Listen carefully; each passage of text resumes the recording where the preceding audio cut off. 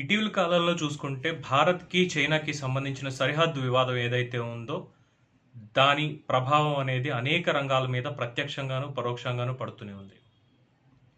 భారత సార్వభౌమాధికారాన్ని కాపాడుకొని తీరాలని, భారత భూభాగాన్ని కాపాడుకొని తీరాలని భారత ఆర్మీ అహోరాత్రులు సరిహద్దుల వెంబడి పహారా కాస్తూ, పోరాటం చేస్తూ ఉంటే, దేశంలో ఉన్నటువంటి కార్పొరేట్ దిగ్గజాలవ్వచ్చు, మిగతా వాళ్ళవ్వచ్చు, భారతదేశానికి సపోర్ట్‌గా ఉంటూ చైనాకు సంబంధించినటువంటి వ్యాపార కలాపాలన్నీ మానివేస్తున్నామని, అలాగే చైనా నుంచి ఎటువంటి ఎక్స్‌పోర్ట్స్, ఇంపోర్ట్స్ జరగకుండా చూసుకోవాలి అని చెప్పి అటు కేంద్ర ప్రభుత్వాన్ని కోరడం గాని చేస్తున్నారు. చైనా వస్తువులను వాడకూడదు అన్నటువంటి ఒక డెసిషన్ అయితే అందరూ తీసుకోవడం జరిగింది.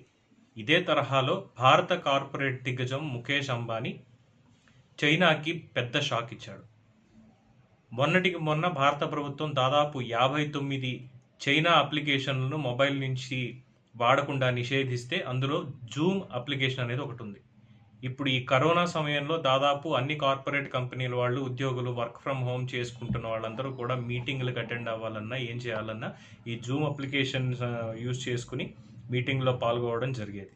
కానీ దానికి ఆల్టర్‌నేట్‌గా వేరొక అప్లికేషన్ ఏది లేదు అన్న సమయంలో దాన్ని ప్రస్తుతానికి పక్కన పెట్టాలి అని చెప్పి 59 అప్లికేషన్లు క్లోజ్ చేసి జూమ్‌ని మాత్రమే కొంచెం లూప్‌లో ఉంచడం జరిగింది.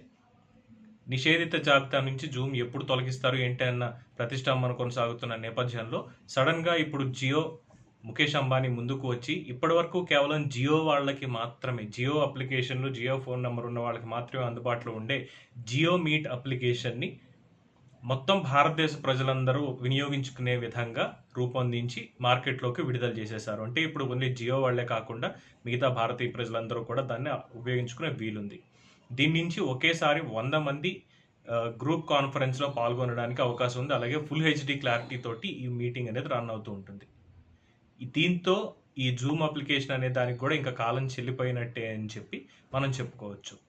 దీని ద్వారా చైనాకి ఎప్పుడూ కోలుకోలేనంత దెబ్బ ఆర్థిక మూలాల మీద ఇటు టెక్నాలజీ పరంగా గానీ భారతదేశం కొట్టడం జరిగింది. ఇకనైనా చైనా ఒళ్ళు దగ్గర పెట్టుకుని ఉంటే మంచిది. లేదంటే ఇలాంటి దెబ్బలు ఇంకా రోజు తినాల్సి వస్తుంది అని చెప్పి ప్రజలందరి అభిప్రాయం.